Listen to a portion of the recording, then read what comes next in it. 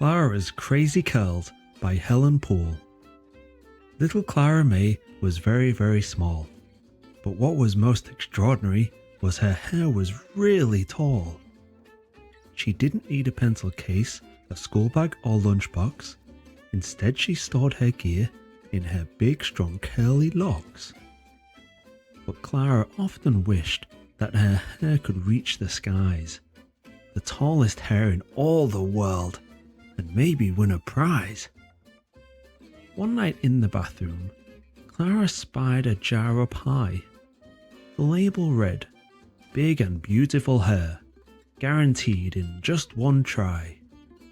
Clara reached and grabbed the jar without a second thought. But she didn't use a little dab. Instead, she used a lot. That night while she was tucked in bed, Clara never knew that while she lay there sleeping, her hair grew and grew and grew. When Clara woke next morning, she was on the bottom stair.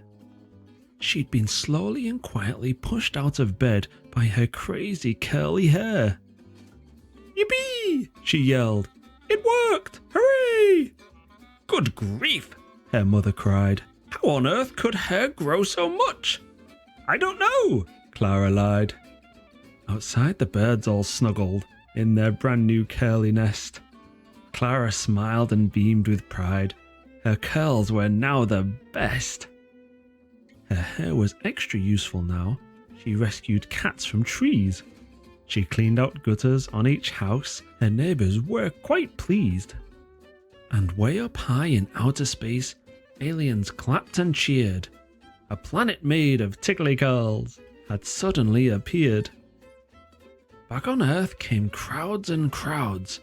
They couldn't help but stare. Clara was now famous. People loved her crazy hair. But in between, among the clouds, that's where trouble struck. Airplanes couldn't cross the curls. Hot air balloons even got stuck. The problems grew at Clara's school.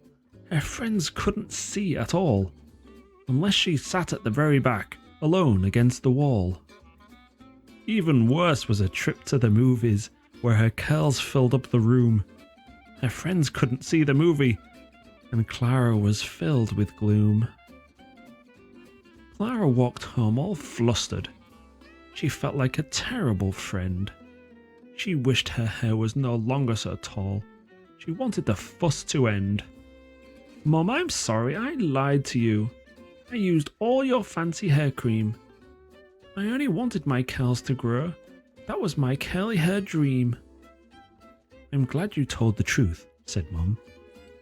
And she quickly grabbed the phone.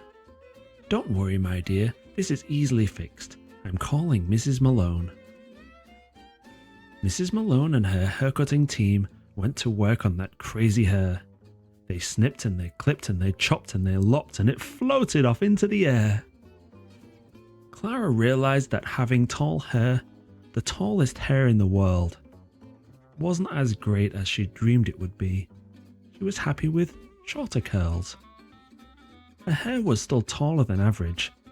She didn't feel gloomy or grim. She still used it to store all of her school things, and went every week for a trim. And often at night, Clara wondered, what happened to all of that hair? Was it out there, up high, coiling and curling, still floating in the air? The end.